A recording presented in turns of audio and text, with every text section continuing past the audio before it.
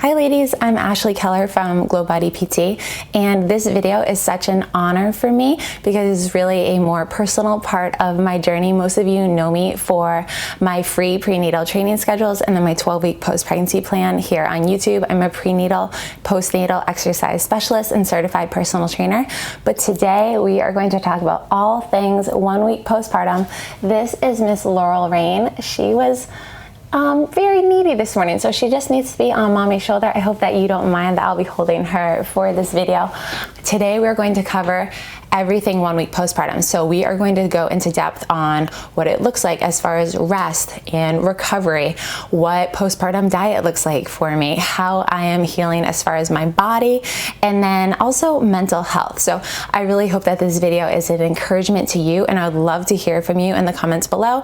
If you have tips or ideas or something resonates with you, I read every single comment, and I know that other women watching this video who are soon expecting their baby or who recently had a baby, that it'll be so encouraging to them as well to know that they aren't alone. I am all about resting hard in the postpartum season. So a lot of my first week postpartum has been spent right here on this bed. I have two of these big pillows that I perch behind me as I'm nursing just to help with posture and hip alignment, and sometimes I still have a pillow between my legs when I'm sleeping, just like I did during pregnancy, because my hips haven't completely come back. So when I say rest hard in these early weeks postpartum, that might look different for each woman. For me, I run GlowBodyPT and I have a small team of 3 wonderful ladies, and for me that meant taking a break from work. So I'm taking a solid 40 days of maternity leave. Instagram is deleted off my phone. I never keep the Facebook app on my phone. I don't keep work email on my phone. So when it's not there, it's not tempting. It truly just gives you time to rest mentally and to be able to focus completely on your family. And in my situation, that's being a family of 6 now, and really just growing into that role and making sure that my other children feel my attention, my love, and that nothing is compromised simply because we've added to our family, that nothing is taken away from them. I would say that Gavin and Riker are adjusting extremely well. They're almost indifferent, very loving to her, but she doesn't seem to bother them even when crying. Ava, however, hot and cold. Remember, Ava is 2, almost 3. Yesterday we were sitting on the couch and she said, "Mommy, I want baby Laurel back in your belly." And you know, that broke my heart. But I really feel like I'm still giving Ava that one-on-one time that she needs. She will continue to adjust and fulfill her role as a helpful supporter in raising baby Laurel, and that responsibility and that joy that it is, especially as Laurel becomes more fun when she gets older. So the big question as far as exercise, when will I start my 12-week post-pregnancy plan? I will not start exercise until I am 6 weeks postpartum, and until I get that official go from my midwife that everything looks good on my pelvic floor. I didn't have any tearing during this pregnancy. It didn't have an episiotomy, so I do feel like my pelvic floor is healing really well this time. I was able to sit on the concrete outside the day after I got home from the hospital and do manicure and pedicure with Ava, which is something we do every week. So to give her that one-on-one time and to sit on the concrete, just because that's always our spots, it didn't hurt. So that was amazing. I do feel like I'll still be using the Peri bottle for a while. The only thing I'm taking is Colace, and that's a stool softener, just because I don't want to be bearing down when I need to go. And that's important whether you deliver vaginally or via C-section. That's just the one that my doctor prescribed for me. There's certainly other stool softeners out there. For diet, I'm really focusing on getting a lot of fiber because I want everything to pass through me easily, decrease inflammation, prevent bloating. I want to focus on high vitamin C levels so that I am not getting sick, and so that my body is just rich in antibodies and antioxidants, because anything that I am exposed to, I want to be able to create antibodies, because that is going to go directly through my breast milk to baby Laurel. So especially during COVID and just having lots of germs out in the world, I'm not a germaphobe, but I do appreciate that my breast milk can make antibodies for her, but that includes keeping myself healthy, thus the vitamin C. I'm focusing on vitamin A. iron, selenium, B vitamins. Those are all things that get low at the end of your pregnancy because your body takes so much to produce extra blood volume for baby, and then we lose a lot of blood postpartum. So what does that look like in a practical sense? I'm eating a rocket fuel salad from my mom cookbook, the Thai kale salad as well. So I'm getting a lot of rich greens in there. I love the chicken broccoli rice bowl. It is so delicious. We've been having that about once a week for the past couple months. Breakfasts, I've been having my mom's bulk oatmeal at least 3 times a week, and I'll try to continue that while I'm nursing. It's important to help me keep up my breast milk supply. Mom's hydration smoothie a couple times a week. Luke made the breakfast brunch casserole for us, which lasted 3 days for breakfast. I've already eaten the PMS brownies, so I am obsessed with my mom cookbook. I'm gonna show you what it looks like. It is right here, absolutely amazing. I had mine printed. It's digital download, just like my other plans. You can get it anywhere in the world. But this is literally unlike any other cookbook you've ever seen because I give you why I included certain ingredients, what they're doing for your hair, skin, nails, digestive system, how they're detoxing your body or helping your bones be stronger, helping you with weight management or to lose weight and helping your hair be stronger.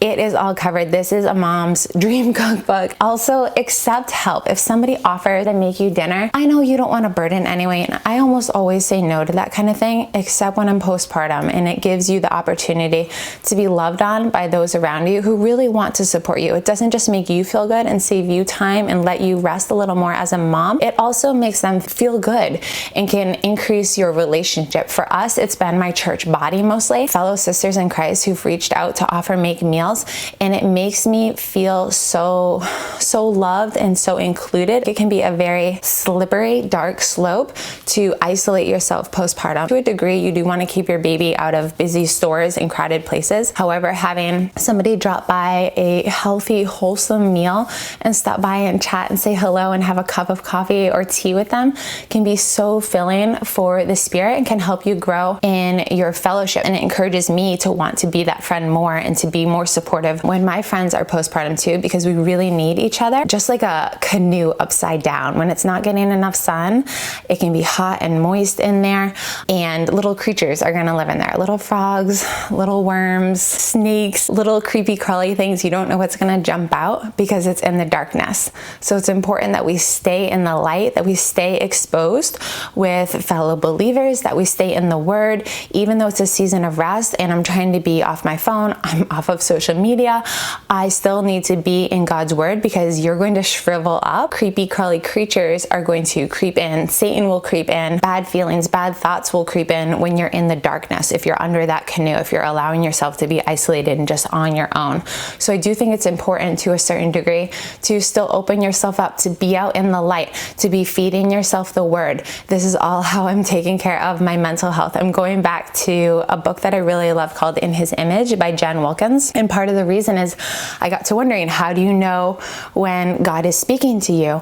And you know when God's speaking to you, the better you know His character. That takes a little bit of study, and it's something I constantly want to refresh myself on. I don't have as much time to read. I don't have as much time to read ever, even when I was a mom of 3. So I do a lot of listening. I listen to podcasts, audio sermons, Audible, and then I read my Bible each night. And I'm not reading a lot. I'm just reading a little because I need God's Word to fill me up, and I don't want other things to fill me up. I don't want to leave room for Satan to creep in. I really feel great this time. I did not do placenta encapsulation. I did it for my last babies. I have videos on that on YouTube. I didn't know if it worked or not. Bottom line is I couldn't find any peer-reviewed studies that supported placenta encapsulation. So I decided this time for baby number 4, for the first time, oh, there she is, that I was not going to do placenta encapsulation and just see how my recovery went, see how my mental health went.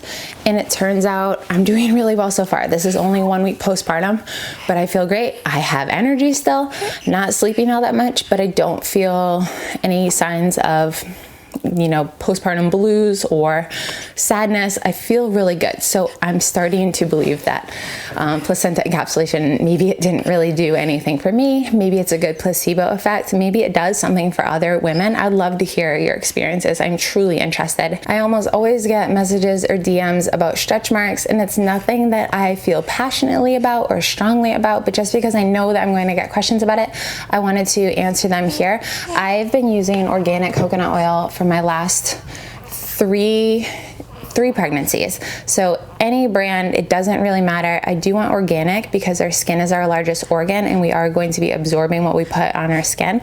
I put this on twice a day during pregnancy.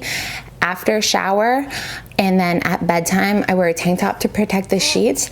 And then postpartum, I put it on about once a day. If I get in the shower, I do it after shower. If I don't take a shower, which, I'm postpartum, so I take it every couple days, I will still put this on every single night just to help my skin. It is extremely moisturizing and we don't want our skin to dry out. Coconut oil is not a cure-all. It is not a prevent-all. It cannot prevent all stretch marks.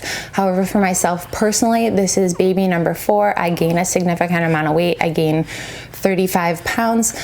I do think it's helpful. I haven't gotten any stretch marks. A lot of it can be genetic. A lot of it can be diet as well.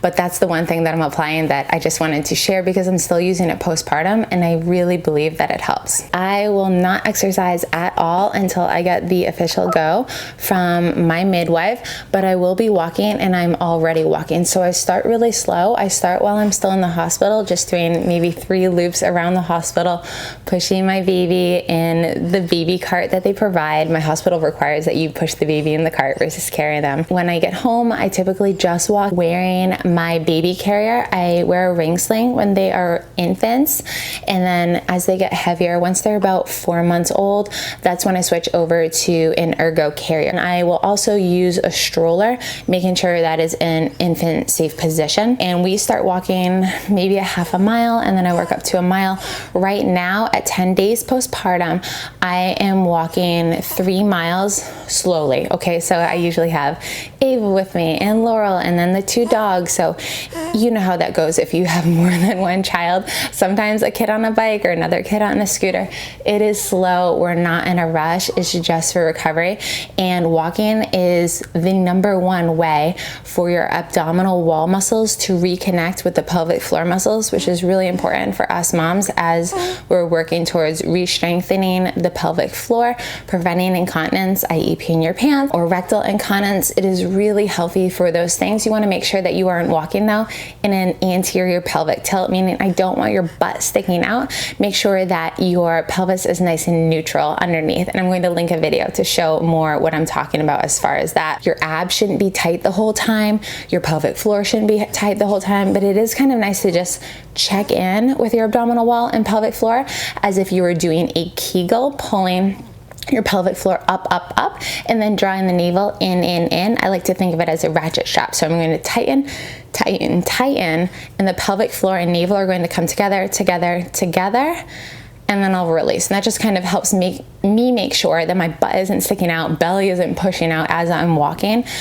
Definitely encourage walking. It is the only exercise that I recommend until you get the all clear to resume exercise. I'm keeping my habits around the house light. Luke's picked up more of the chores, which is great while he's home for a little bit. So if you have family, I encourage you to allow them to do the laundry, to mow the lawn, to help take out the older kids. Let your body rest more than usual. And I think getting out and doing that walking is not only good for your metabolism and for your body physically, and as well as for baby, because we don't produce vitamin D in our breast milk, so they're getting a little bit of indirect sunlight outside, as long as they have a hat on or a little cover from your strollers. Getting outside is key to me. If you are in a place that's really cold, girl, I grew up in Maine, I feel for you. That is hard. Make sure you're getting time in the window each day and that you aren't deficient in vitamin D yourself. So if you like this video, please press subscribe, give me a thumbs up. That would really mean so much to me. me to support my channel. I would love for you to be a part of this GlowBodyPT community. Please leave me a comment, introduce yourself, let me know how old your baby is or when you're expecting your baby. I would love to get to know you better, and then I'd love to further connect once you're postpartum in my 12-week post-pregnancy plan private Facebook group. It is such a supportive group of women who are literally there cheering each other on, being so supportive. There's no drama, there's no cattiness. It is just strong, fierce women who are like-minded, willing to work hard, and want strong bodies postpartum while going about it in a smart way that is respectful of their body and safe in the postpartum healing process, because I truly care about your long-term health, not just your immediate weight loss, your immediate toning. Yes, we do that in all of my 12-week post-pregnancy plan workouts, but the way I teach you to fuel your body, nourish yourself, and restore your core while getting on your sweat, it really is unique and unlike any other plan. So I am just grateful to have you here, and I'll see you next time. Bye.